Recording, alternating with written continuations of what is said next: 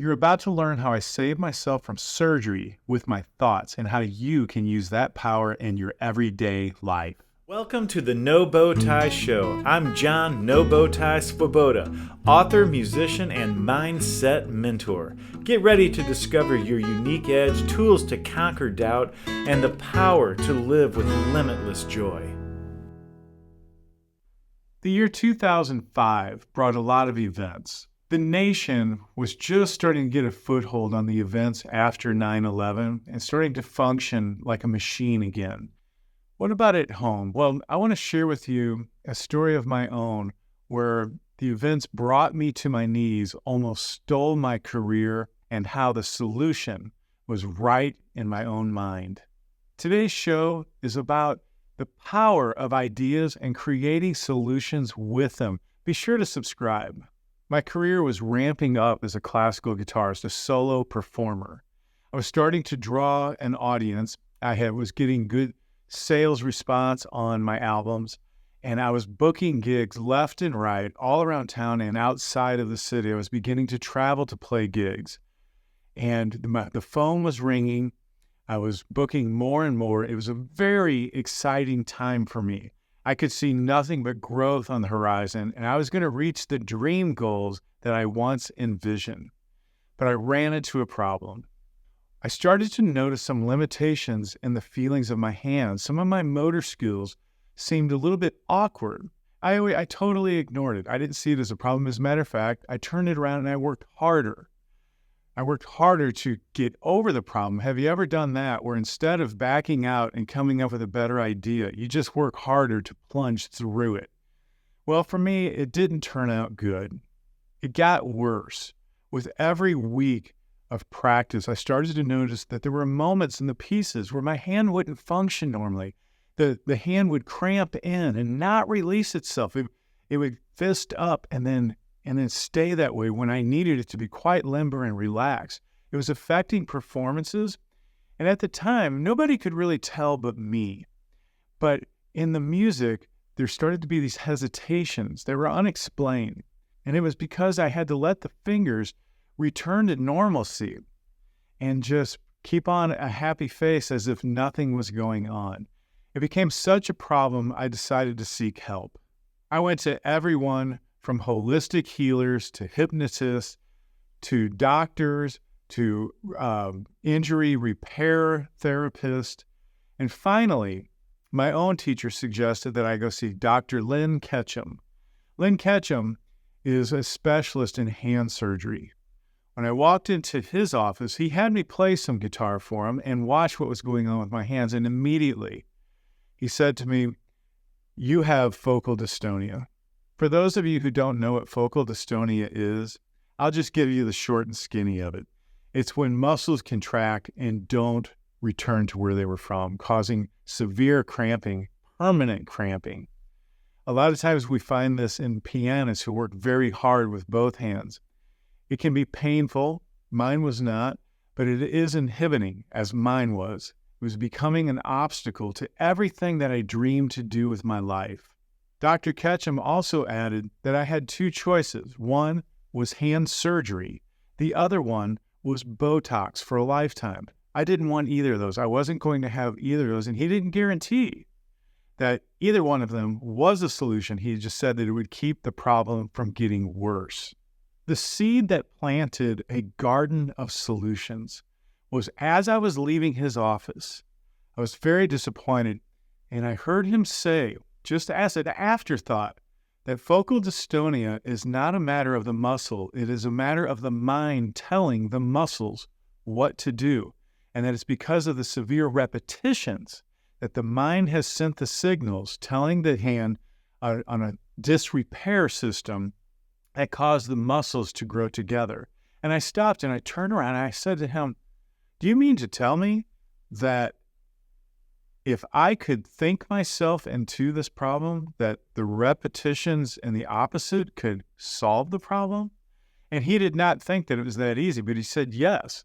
That, as a matter of fact, it is that the repetition of the mind, of the signals of the brain sending to the hand could be reversed. He said, but it would take an extreme effort and therapy and some guidance with some help. And I just walked out and I saw a light at the end of this tunnel. I knew I was going to find a solution, but it was not going to be with my hands and it was not going to be with surgery. What was it going to be? He left me with one important sentence. He said, "It's amazing what can be caused by repetition." He was referring to the damage, but I heard something else. I tell the story because it seems absurd that something as small as my thoughts could cause such a big problem. But it also seems absurd that something as small as my thoughts could also be so large in the solution of the problem. And that's what we're here to talk about today, how you can apply this to your everyday problems in life and also the bigger things that are holding you back. Have you encountered a change that was nothing but a setback and a destruction of your dreams? It might have been a broken marriage, the end of another relationship, a job loss. It could have been a change during your schooling that you couldn't finish something that was important, or that you met with a physical health impairment like I did that seemed like an obstacle that was only to be noticed and not dealt with. That was only to agree with it and not know that you could creatively get around it. Well, the question that I want to ask you is, how long do you deal with those problems in the same way? How long do you do what I did and just keep the repetitions going, whether it is in your actions or your thoughts about it, that you keep the repetitions going, creating just a bombshell of the wrong imagination and the wrong thoughts that don't lead to solutions. They lead to self-pity, which is sometimes justified, but they lead to self-destruction because you focus on your own limitations. And with my situation, I knew that I could do something about it, even if it was a little thing. I just wanted to prove that I could do a little thing, because if I can do several little things, that is called a big thing. We see it in a variety of ways. For example, have you ever noticed that the more you procrastinate something, the easier it becomes to procrastinate it and other things? It can almost become a personality trait if it's left to run on its own. But the opposite is also true.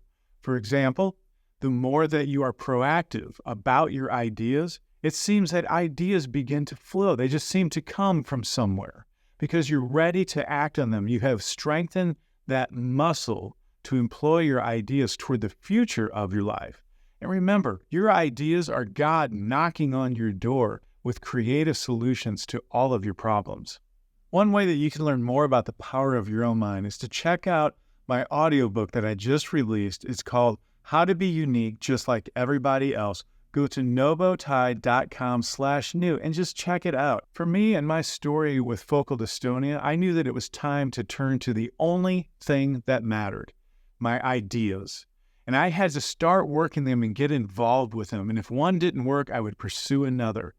I met with the therapist again. I studied the muscles of the hand. I even invented a contraption to lock onto my hand with rubber bands and wires that would help control the muscles as I learned about the structure of the hand. After about 6 months, I didn't see any progress. I stuck with it. In a year and a half, one day, a light went on. I saw the smallest amount of progress in the movement of 2 of the fingers that I was using that wouldn't work before. And it was only for about a 3-minute period, but I saw the progress. I knew if I could do that, I could do it again.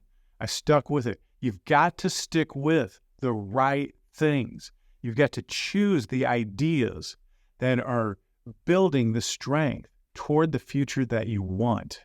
In the end, it took me over 10 years to resolve the focal dystonia situation. Now, keep in mind that in 2005, there was no cure. There was no known evidence of people overcoming focal dystonia. I was very proud of my efforts and I got any results. And I'm glad that I didn't know in 2005 that there was no cure. Perhaps I would have quit. That would have been my idea to act on, to quit and to change professions. What I did in that time, I learned how to play simpler pieces that didn't require as much movement. I went in and I got a pencil and I refingered every single piece that I knew how to play so that the fingers that would move would function well with it. I continued to wear the wire and rubber band contraption. I even performed live concerts with it attached to my hand, and it worked.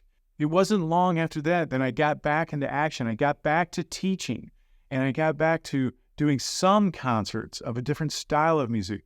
It was at this time that I decided to develop the band called No Bow Tie, which still exists today. I am now on my 10th album release since the Focal Dystonia began. I would call that a victory.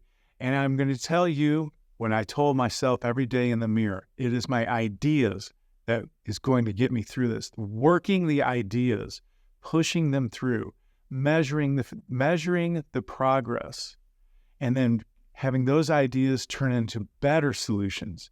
You can do this with everything in your life. It does take work, but you're willing to do that work if you can get the solutions that you desire. It's worth it. My life was shut down, and then it was simply opened up again.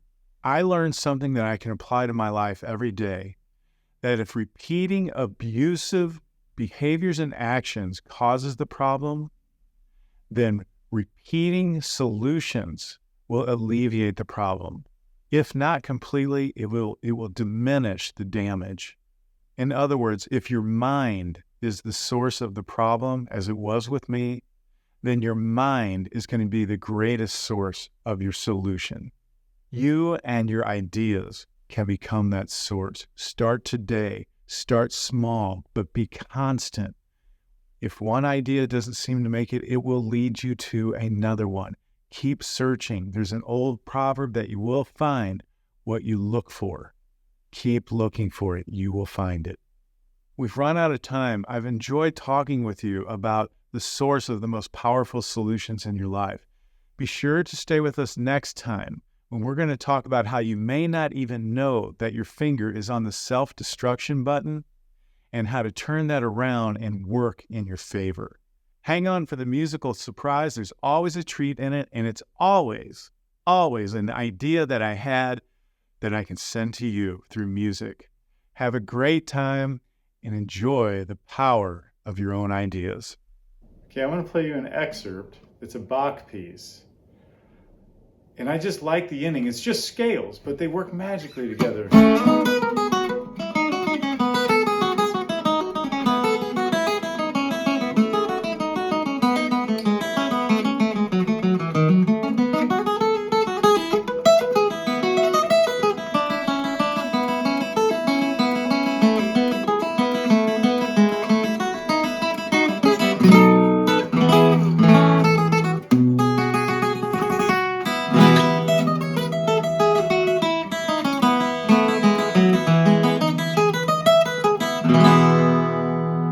It's just magic.